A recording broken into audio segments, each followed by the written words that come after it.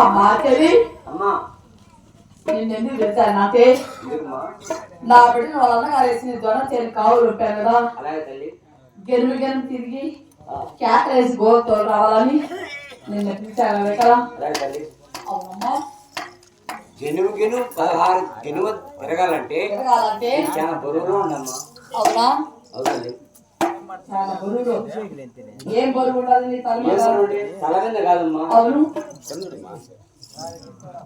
మా ఇంటికాడ చెలికెత్తిన కదా. అవును చెలికెత్తిన కాబట్టి అవునమ్మా మీ తోటకాడికి నేను పోయినా. అవును అవతల తోటకాడికి 6 మాసకు వచ్చాడు.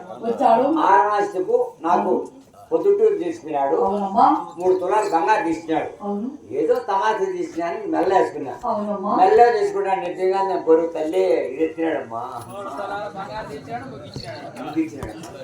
తులాలు బంగారు 3 తులాలు బంగారు తీసేయాలంటే ఇప్పుడు ఎంత పొలం వచ్చి ఎంత ఎంతనే కానీ 80,000 ఉంది. 80,000. అవును ఇది 90,000.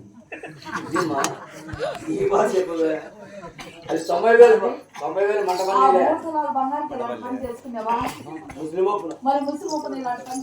ఏమమ్మా బంగారు కాసి పడినా ఏదో పోలాటం వేసినాడు కుదురుకునింది.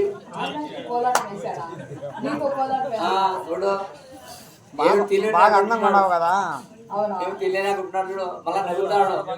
ఈ బిడ్డను కనేసి నీ చేతిలో పెట్టేసి వెళ్ళిపోతాను నేను. డబలేమో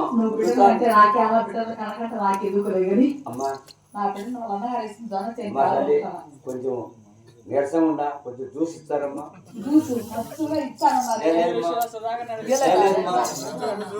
ఇట్లా గుద్దుతాంది ఇట్లా పొడుతాంది.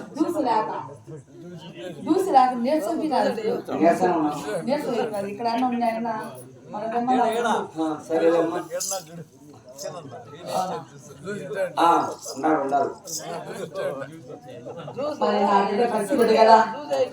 కూర్చోంటుంది. 16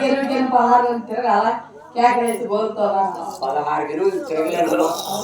డబ్బా కట్టి డబ్బా రాళ్ళు వేసి మధ్యలో కూటం కొట్టి దానికి డబ్బా కట్టి ఈ నుంచి చల్లట్టుంది. ఎన్ని ఉంటామా లేకపోతే ఈ బిడ్డ అన్న చెత్తలో పడిపోతే ఆ బిడ్డకు తండ్రి ఎవరు చెప్తాము.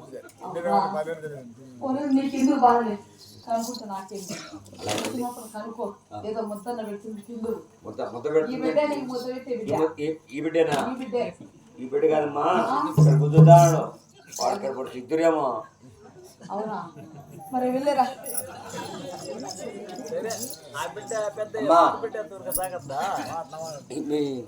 బిడ్డ ఎక్కడమ్మా? అక్కడ ఉంది చూడు. నాకు అలా కాదు ఇక్కడ ఉంటారా అమ్మా? దగ్గరికి రా. నువ్వు నగదమ్మా. ఈ ఎగతాట్లు నీకు వస్తాయి ఎప్పుడోసారి ఇస్తారు నీకు కూడా వస్తుందమ్మా.